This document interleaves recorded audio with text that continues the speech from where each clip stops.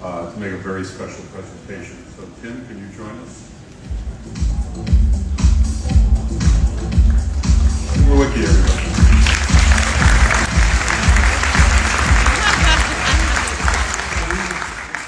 This industry has been phenomenal as it's grown in its commitment to live artists. But there are very few live artists that have been as committed and as impactful as Jon. 40 years touring, 40 years recording, 40 years of history. And by the way, you will not meet a kinder, better human being. The commitment that Jon and Dorothea and his family have given to the Soul Foundation and the Soul Kitchens is revolutionary. So for only the second time in the history of Polestar, we present the Millennial Award to Jon BOn Jovi.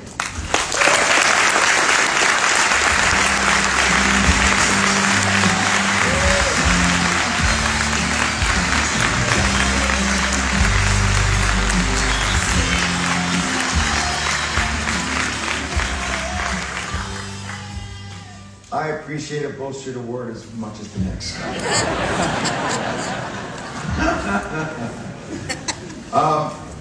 Thank you, everybody. Polestar, of course, to King Irving Azoff, to Tim Lewicki, my dear friend, Rob Light, my agent of 30 years, Chris Dalston, Ali McGregor, the folks at Live Nation, Michael Rapino and Bob Rue, and of course our touring personnel, to Charlie Sussman, Paul Corzilius, my brother Matt. We thank you all for this, and love to sit down and chat with my agent and my friend. So thank you very much.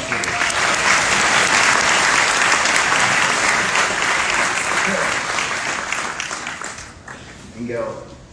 So let me start by saying that I've been coming to these conferences for almost 40 years, and I used to be in awe of agents who had relationships that lasted this long. I would look at Howard Rose with Elton John or Dennis Arthur with Billy Joel, and to sit here with a friend and client for 30 years is just so fulfilling, and I'm in awe. So thank you, Jon, for being a part of it.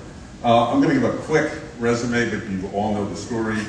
Bon Jovi was formed in 1984. In 1986, Slippery When Wet was released, and as the cliche goes, the rest is history.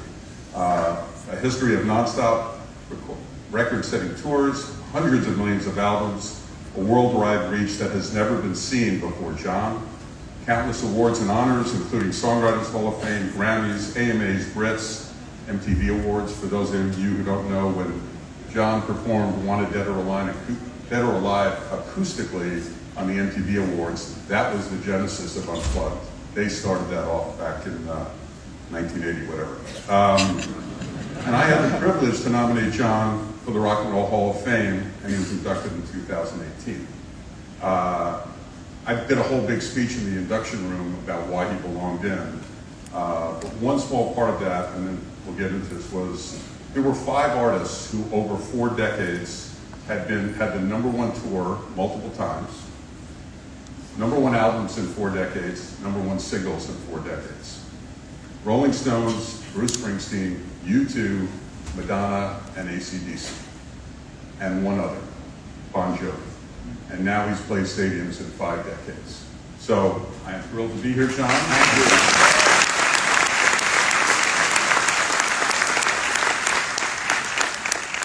For those of you who were fortunate enough to be there Friday night, Jon was honored with the Music Cares Man of the Year Award.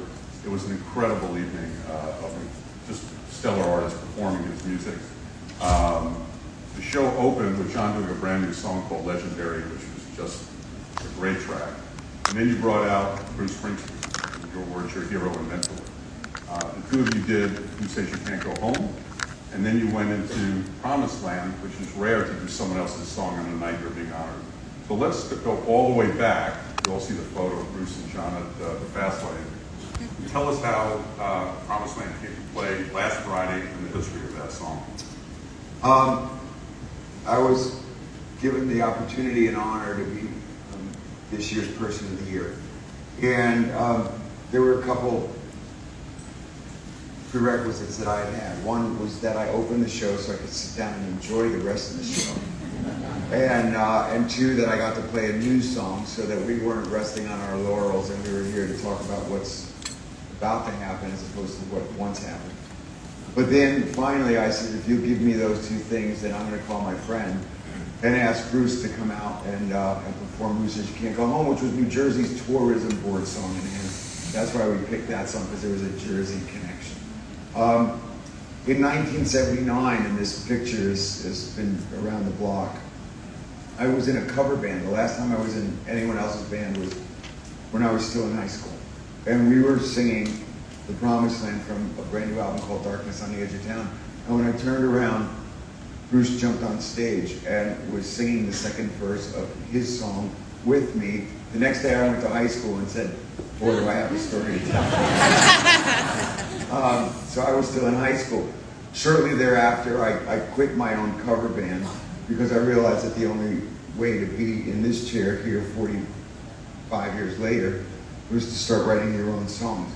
But to come full circle on that story, I thought it would be a moment for he and I, for us to perform that same song and have him sing the second verse as he jumped up on stage with me in 1979. And somebody fortunately had a camera of that. And that's me at 17 years old, and Bruce, who's been like a big brother to me ever since. If you haven't seen it, go online. It's on YouTube somewhere, but it's really an incredible moment. So, going all the way back to the Fast Lane, those of you who don't know, Jon has a documentary coming out this spring. It's going to premiere at South by Southwest, and then will be on Hulu and Disney Plus. It's almost 8 hours, 4 episodes of the incredible journey of these 40 years. Tell us why you put that on now, and really, what was it like looking back at yourself over 40 years?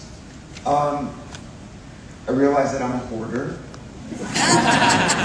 Needed help. But at the same time as we were archiving everything that I've ever had and realizing that the 40th was upon us, I've spent the last 2 years going through the archives. There's a company called Invenium for any of your artists or if you're interested in any of the history with all the companies that you're involved in. It's an archiving company. That lent itself to our making this documentary, and the director's a guy named Gotham Chopra. His father, Deepak, he's a Emmy Award-winning director. So he and I have been working on this for the 2 years. Also to look back on the 40 years and everything that made me to this point. We're very excited about the film, very excited about what was, but in order to prove to me what was, we need to tell the story of what is. And so it's not behind the music, one of those VH1 puff pieces, it's warts and all. And we address a lot of subjects in it that no one will have ever known. I've had the privilege to see it. It's really remarkable.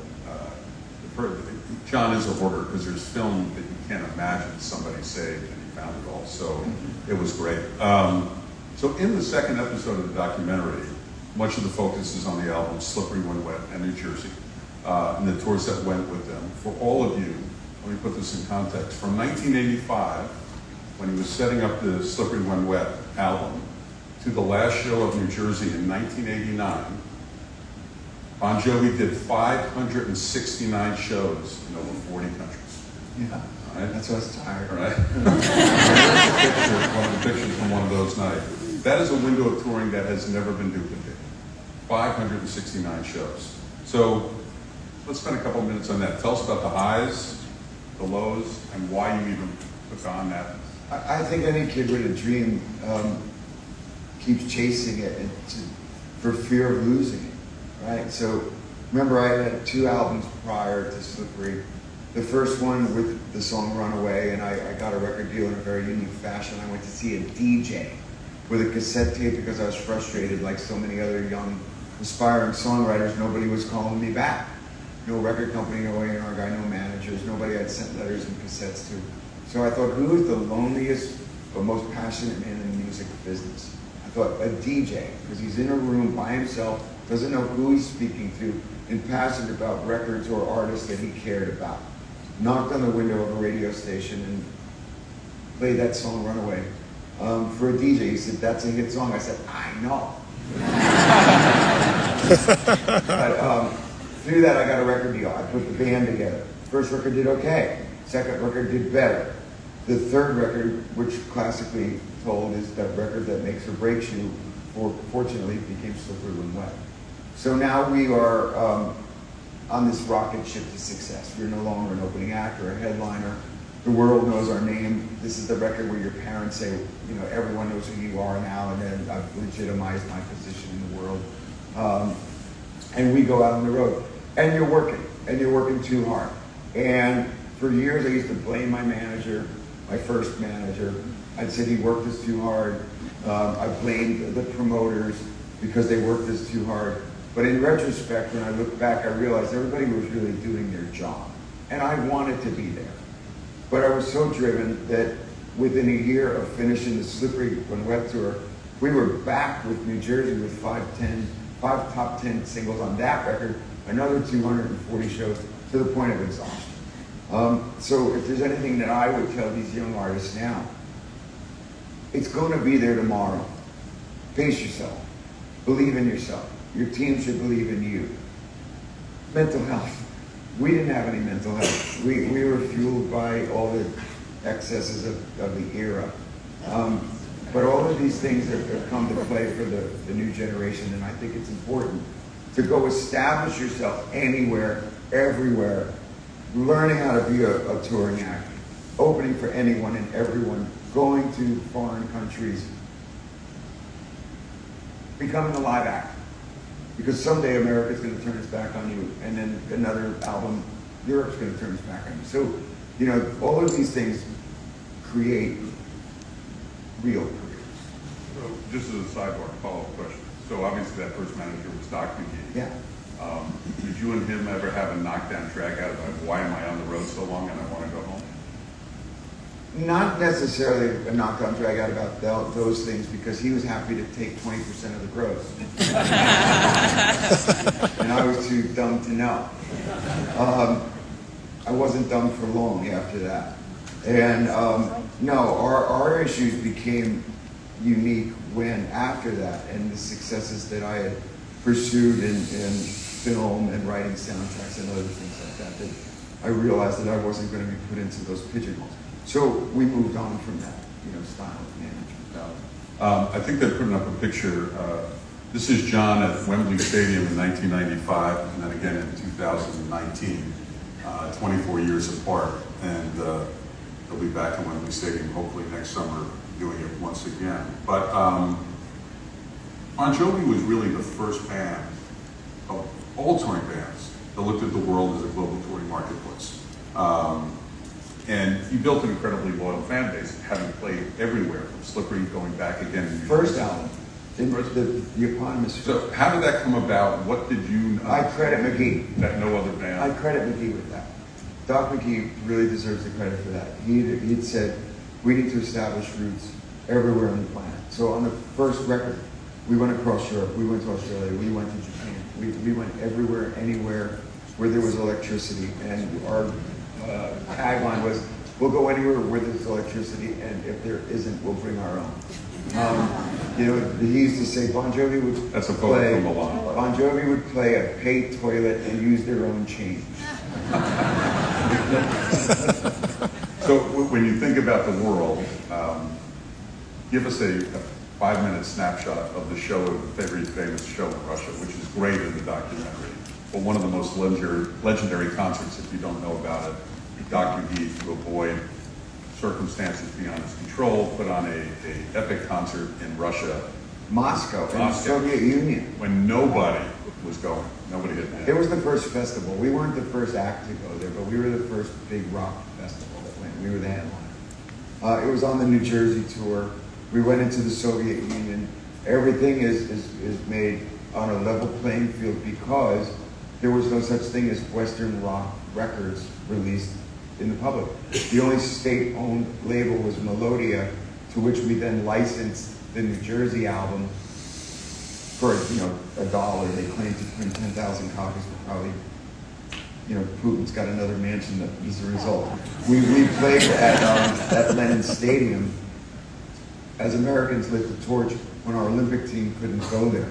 But what had happened was, with a language barrier, without the benefit of your hits as easy ways to win the audience over, I had to think of tricks. So what I did on the second night when we got our asses kicked the first night, was I took a Russian soldier aside, traded him the usual, the Harley Davidson t-shirts, the blue jeans, for his uniform, and came out like a striptease. My hat, the gloves, the coat, the shirt, and I landed on the stage in blue jeans and a t-shirt. And the Russians, the Soviets really embraced us, and we won the night. And Doc McGee lost Motley Crue as a client because they thought he was in on it, but it was just me. It's a great part of the documentary because Jon, when he talks about warts and all, he talks about the first night being sort of a bust that they didn't deliver. And then coming. Our relationship was based on talking to an audience. I know how to win a crowd over by talking to them. And then, of course, when you pull out Living on a Prayer and Wanted and Bad Aim and Runaway and those songs, we could win an audience. Well, when you're telling a joke in English and they only speak Russian, so we got our asses whooped the first night, but not the second night because I could see the playing field. That was one thing about opening for anyone, everyone. If you could advise your artist, don't just play in the field in which you're comfortable. Go and play with Judas Priest and 38 Special on the same tour. Go and open for Kiss and Bryan Adams. You're going to learn how to win an audience over. That's what we learned back in New Jersey. And having to win an audience over playing your own material when nobody knew what it was. Well, speaking of 38 Special, that's New Jersey went number one. No, Slippery. Slippery went number one when you were on tour with 38.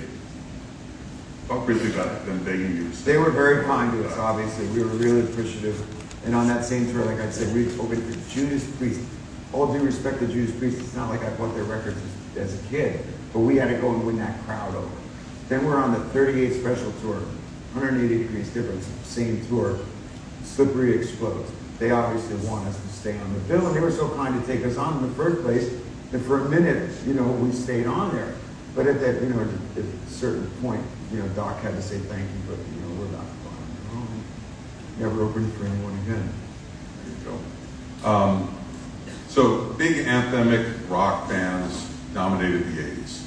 And then Nirvana comes along, puts out Smells Like Teen Spirit in 1991, and music changes, as it always does. You bet. Bon Jovi was and is the only band to weather the change and stay relevant and impactful.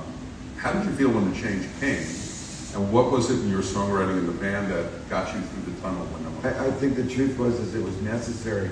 A&R guys are all guilty of having one success with a certain kind of an artist and then watering it down by signing 50 others. And by the time you get down to 38, 48, 50, the quality of the music isn't as good. You think that the packaging is going to be the same and I can trick the audience. It's bullshit. The real one will stand the test of time, and then all the carbon copies fall away and they're not with us 10, 20, 30, 40 years later. So Nirvana comes along, shakes the tree. It gets rid of all the hair band arena rock stuff. We, like Guns N' Roses, were writing songs that were unique to us, and in my case, we were able to continue to grow. I cut off my hair, I wrote socially conscious songs, we wrote Keep the Faith, we went into the Soviet Union, we went into those kind of places. I wrote ballads that we could sing in Spanish. We had the world in our, in our sights. So we were able to not only survive but thrive in the 90s. Right. So you've seen a million faces, you've rocked them all, we all know the lyric. What is it about playing live that keeps you inspired and interested? Well, there's that contact. For me, touring is the last thing on the list. Writing a song is the closest thing to immortality that any of us will ever see. Because a song will outlive us. It'll be with us forever. It's touching people around the globe that we'll never know it touched. Second is recording it to see if what was in the notebook comes to life. And third is going out there to see the faces that you're singing to. It's taxing. It's not easy to do. As I get older, it's certainly not easier to do. But that connection is still valid, so you want to do it. And it's amazing when you're as blessed as we've been, so that a second and now a third generation come along and they sing those words. If you all haven't seen a clip, there's a great clip on YouTube You just type in living on a prayer in a park, and there's an old black man sitting on a park bench singing living on a prayer to himself, and suddenly 200 people in the park are singing. So to that point, yeah, the songs live in a whole different way. Let's talk on something that's a little personal, and that's your voice and what you went through and where you are today. Obviously, you sang thousands of shows, which takes a toll on that instrument. Tell us what happened, what went through, and the journey you're on right now. Still on. I've had, it have become public knowledge now, but I've had major reconstructive surgery in my vocal cords, and I never had anything like this ever. So it's been a difficult road, but I found a doctor in Philadelphia who did something called a medialization, because one of my cords was literally atrophying. Sometimes people get nodules, that's pretty commonplace. Sometimes, deviated septums and things that they've done, take its toll on the cords. The only thing that's ever been up my nose has been my finger. And so it was very difficult this last decade to have to contend with something that was out of my control, which was that if both of your cords are supposed to look like this, one of mine was like this, and the strong one was literally taking what was left of the weak one. So they put a plastic implant in it for the last almost 2 years now. I've been in this rehab, getting it back together, but I'm getting very close. Friday night was my first live performance in 2 years, new records done. So now I just want to get back to 2.5 hours a night, 4 nights a week, before I'm going to go out there on the road for real. But I'm confident in my doctor. Okay, if you were there, you heard his voice was back. I thought it was much more than 80%, but you were hitting the notes that I had heard you did. So that was fantastic. This sort of goes into 2 or 3 questions, but it's pretty widely known that your work ethic is beyond compare. Having had 2 parents in the military, how did that influence you, and how did they react to you going into music as a career? I knew how to make my bed. My parents met in the Marine Corps. What was great about my folks, which I really did appreciate, and some of it had to do with that the drinking age was 18, and why I say that is because at 16 and 17, when you're chasing something as ridiculous as a career in music, you didn't necessarily have the great responsibilities yet of determining what your career path was going to be if music didn't work, right? So I was blessed with that, sneaking into clubs at 16, 17, and 18. My folks used to say, if you're going to come home at 2 in the morning, at least we knew where you were. So I did have that blessing of a roof over my head and the opportunity to pursue my dream. But that work ethic also came from that. And nothing good comes easy. And anything that's good, you're going to have to do over and over and over again. A career is not made on 1 or 2 or 10 records. This is my 18th album I'm about to release. Pretty proud of it. So, having had the great privilege and honor to work with you for so many years and work for you for so many years, there's always this notion that you're really the CEO of Bon Jovi as well as its lead singer and chief songwriter. And tell me how you mix the business side and the artistic side and where you find balance and what drives you on the business side. Making money is better than spending. The bottom line was that in 1991, I had seen a vision for me and for the band that wasn't in line with what my first manager's vision was. And we were friendly, but I had a decision to make. And so I did something that was really different at the time and considered by the industry to be career suicide. And that was create my own management company. And my attorney, representative, godfather in my life, Jerry Edelstein, who was everything to me, he's passed away since, said, you can do that. And so I took what was our road manager to work in the office and run the day-to-day, and we learned together as we went along. And we created Bon Jovi Management. So from 1991 to 2016, we were self-managed.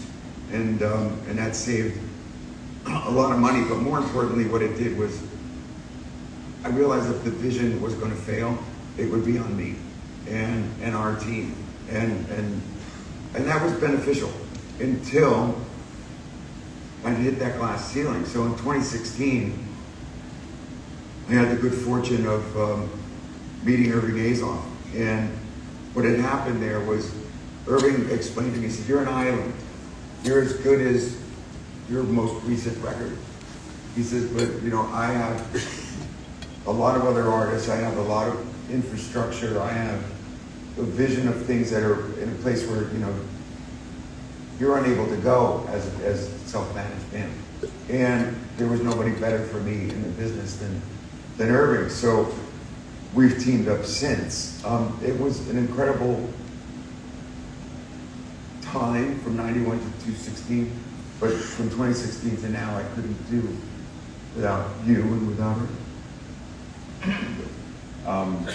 When you look back at 40 years and thousands of shows, two-part question, and I'm not big on regret, but is there one or two times in your life where you go, boy, if I could have done that again, I would have done it this way rather than the way I did? I think that regrets are fine to have, but I don't really have a lot of regrets. The only real regrets that I have career-wise was not taking time to smell the roses with the success of Slippery in New Jersey. Because it almost, killed me in the band, only because we were trying so hard. When we walked away from it in a daze and really didn't talk for 2 years, I went right back in the studio and made the Young Guns record. Stop. Tell your artists to catch their breath. Believe in them. Tell them to believe in themselves. Enjoy the ride a little bit. One regret. Second regret, I wasn't ready at the time to meet the real king of New Jersey, Frank Sinatra. Only real regret that I truly have career-wise is that I didn't get to meet Mr. Sinatra. It was about 99 when he had passed that I said, that is the biggest and only regret of something that I really wished. And had you had an opportunity? Several. Many. I wasn't ready. Now, boy, would I like to talk to him, Being a self-made guy, a guy that created his own label, that got a president-elected, that made movies, that did everything he did, and that paralleled a lot of what I did in my life. That's a regret. And when you look at your documentary and look back, now that you say what you said, that you didn't appreciate it, and you look at it now and see how amazing it was and what stands out. What amazing it is. But, again, I hope that the young artists realize this. They have moments in time. This weekend's Grammys, there were some incredible performances. And by happenstance with the social media, I saw Instagram, and it was me on the Oscars when I had Blaze of Glory. And I was on the Oscars. My recollection, 33 years later, is the performance was And I didn't win because Sondheim won. I was wrong. But that the performance was And when I saw it, nothing could be further from the truth. The performance was incredible. So that these younger artists, I hope that they take these moments in and know they had an incredible moment. Take the time to enjoy it. Really embrace it. But you sort of answered, I'll ask, when you talk to a lot of young artists, because now they come up to you and look at you the way you look to Bruce, what is some of the advice you give them, expanding what you just said? Be true to yourself. Don't chase fads nor fashions, because having been here for 4 decades, we've seen it all. Rap, boy bands, we've seen them come back around a second and even a third time. There's all these country music craze that came and went. Staying true to who you are and growing with your audience gives you the opportunity for some to get off the train, some to get on it at different locations, but some to stay with you and grow with you. So by staying true to who and what you are, you create your own genre, you create your own path. One of the things I talk about this all the time when I teach is the most unique part of music. What makes live so special is the ultimate connection between fan and artist. And, there are 10 greats who can do it, you being one of them, who create that. When you're creating a set list and thinking about what it's going to be, what goes into that thought pattern? You've got so many hits. I remember one tour we actually opened with Living Out of Prayer. Talk about that process. 2 for you, 1 for me. Of course I want to do the hits, but like every older artist says, my new album.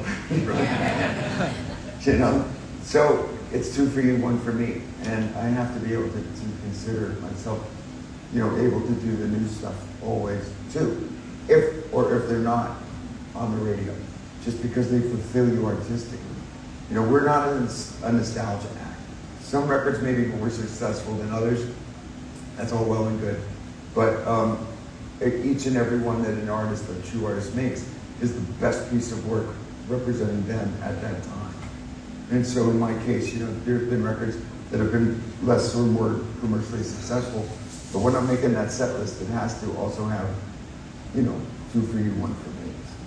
Well, to that, talk a little bit about this band now, the 2 new guitar players, the old Dave and Tico, how great this band is, because it really is some incredible music. It's a very good band.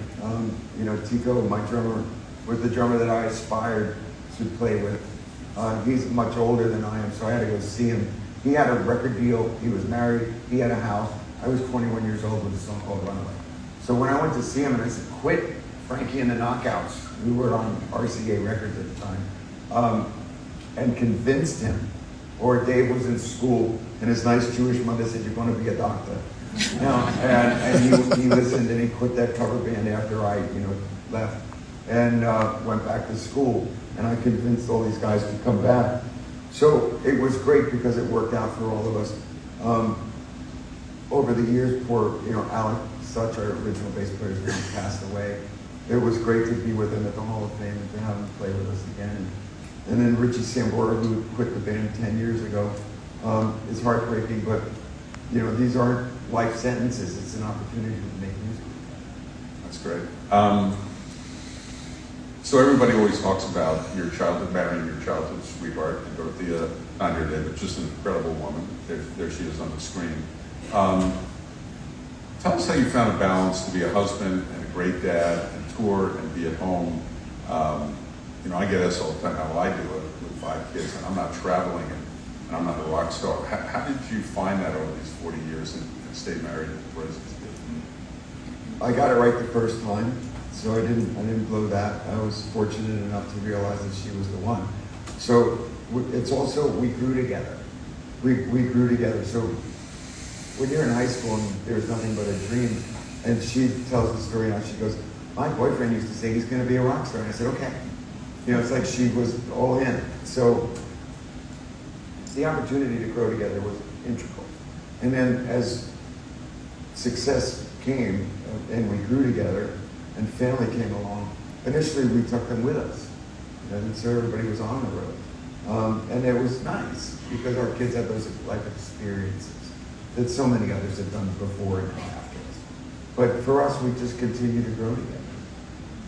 I have to tell a quick story. I was with Jon on the first night of the Have a Nice Day tour. We were in Chicago, and after the show, he and I were sitting in the bar alone, and he had just bought his son his first car, and I had just bought my son his first car. And we were talking about first cars, and he started to wax poetic about his first car as a teenager, which was a Datsun 240Z. 280, white with black and brown interior. And we're sitting in, and he's just sold out the United Center, and says, whatever we do, we got to get back to Giant Stadium. And I actually found the car and had it refurbished and bought it for him. And it was in the lobby of the tunnel of Giant Stadium when he walked off the stage that night. And the photos are great, but the line was when Dorothea saw it, with everybody crowded around, she says, Jon, you remember what we used to do in that car? It was really fantastic. So, going on from this incredible relationship with his family, talk about your journey into philanthropy, how you got started, and what it's grown into, and the remarkable places you have. As the path goes, they take the forks in the road, and like Robert Frost once said, but for me, as music has fulfilled everything I wanted it to, one of the many, places that are along the path was my desire to own a football team many years ago. And then I had to cut my teeth somewhere, so it was arena football. And then I had to do it in a major city, which was going to cost a lot of people, several millions of dollars. What differentiated us from the rest of the teams in the league was that we were very philanthropic. And so I thought, before we sell a ticket, before we play it down, we need to make an impact on the community. How do we do that? We need to find out what the community needs. And at first we were Robin Hood. We were given whatever anybody needed. But one night in Philadelphia, some 20 plus years ago, I was looking out the window of a hotel and I saw a man sleeping on a grate outside of City Hall. And I thought to myself, that's not what the forefathers envisioned. And what can we do about that? And I called my friend who was born and raised in Philly, and I said, find me somebody in the homeless issue that would not be taking too much administrative fees, but could educate us and maybe we could do some housing. Little did I know that the Michael Jordan of the issue, Sister Mary Scullion, was based in Philadelphia. So my buddy and engineer, Obi O'Brien, went to see Sister Mary. And the first thing he said to her was, I work for Jon Bon Jovi, and we would like to talk to you about building houses. And she said, I work for God. And go wait over there and we'll talk later. When we met, we immediately fell in love, and it became the story of the rock star and the nun, because I'd said to her, Sister Mary, I get it. She says, if you guys can raise enough money to help me rebuild one row home. And my answer to her was, not with ego, but what would it cost to rebuild the street? And I got her attention. She said, why do you say that? I said, because if we could do the street, we could do the neighborhood. If we could do the neighborhood, we can impact this community. So subsequently now, we've done over 1,000 units of affordable housing. We have 4 JBJ Soul Kitchens.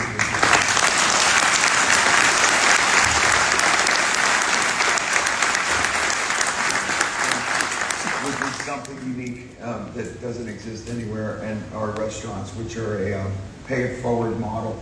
It's a farm-to-table, beautiful restaurant, no government subsidies, no processed or industrialized foods.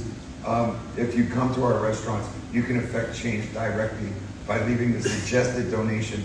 If you can't afford to pay and choose to, you volunteer, and that empowers people, because it's about empowering people. It's teaching the man to fish, not giving him the fish. It's all about that. So we have 2 of these restaurants in New Jersey, and then we have 2 on college campuses in New Jersey, because everyone thinks that the old classic story of eating ramen in college sounds sexy. When you're doing it out of necessity, it gets old and it's not sexy.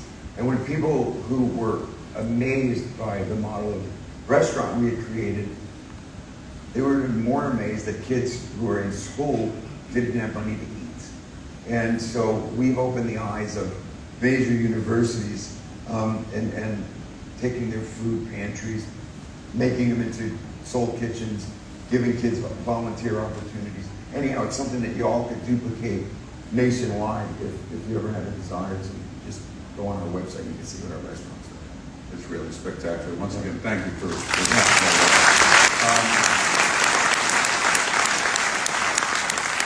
just a few more questions. And as someone who broke and built a career the old-fashioned way, which was going on the road, making music, never stopping until you literally owned everyone in that audience.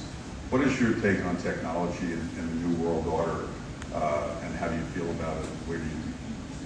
I think as it pertains to things like AI, I'm aware. I think the jury's still out in my mind, and I don't know enough yet. So I won't even comment. With regard to streaming, I think we finally got a platform where everybody's catalog is in your pocket. It's just, for me now, the only thing that it's lacking is a way for me to be reminded more or remember better about artist X or Y, because although it's there, unless I think of that artist that morning, I'm going to forget that it's there. But I really appreciate it that it's there. So being able to stream our catalog has been beneficial. I think that it's different now. I remember a conversation on a Rock and Roll Hall of Fame red carpet one day, and I was listening to somebody in front of me talk and said, rock and roll is dead. And my heart was pounding because I'm thinking, I'm gonna have to get a job. And I was overhearing what they said, and it was because the formats of terrestrial radio have become fragmented in a way that the playlists were limited, and artists are having a harder time breaking through. And classic rock is still playing music from 50 years ago and not playing the new records of the older artists. So now we're getting a little concerned by that. But on the other hand, the internet gives the next Bob Dylan the platform to get the music out. Now how we market it or monetize it or continuing conversations. But in the big picture, the next Bob Dylan, who could not have been on a television show where singers are judged and turned into stars the next weekend, he couldn't have competed. But really what ultimately matters is the song. So therefore, the platform of the internet and now the streaming services do give that next unique artist the opportunity. And now how we monetize it and market it are two different things, or continuing conversations. But it's not dead. Rock and roll is not dead. Music is not dead. Music is reinventing itself all the time. And there are great artists. Everyone said the stadium band was done. After Coldplay, that was the last of the stadium band. Well, guess what?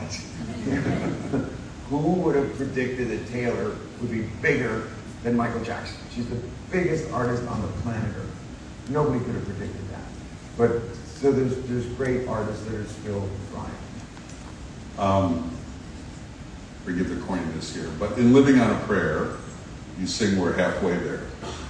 But at 62, with your heroes in the 70s and 80s, you were more likely 3/4 of the way there. How does that feel, and what does the future hold for Bon Jovi and Jon? My health has been the first and foremost topic of discussion, but I'm well on the road to recovery there. If I can't be great, I'm out. And I think that the documentary that we're about to put out addresses all of that. It's called Thank You, Good Night, for a reason, and we'll determine what happens there. But we do have this incredible 4-part doc to celebrate the 40th. We have a brand new record that I'm very excited about. And the hope is that I get to go out and celebrate it this time because I'm so excited by it. But if I can't do it at a level which I'm accustomed, then there's no harm in that. There's no foul there. So we're going to go back to the first question and have one last question. But put yourself back in that 8 or 9-year-old boy watching the Beatles on Ed Sullivan.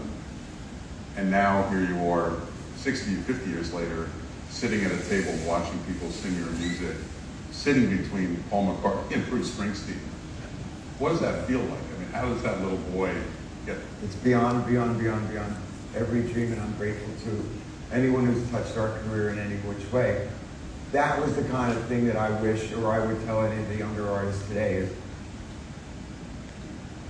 take the time to stop, to smell the roses, because someday, if you work hard enough, the dream can still come true. Great. All right, my last question. And I think a lot of people in the room know we've worked together for over 30 years. We're really good friends. What you all may not know is that my daughter Jessie and Jon's son Jesse, who I adore, are getting married this summer.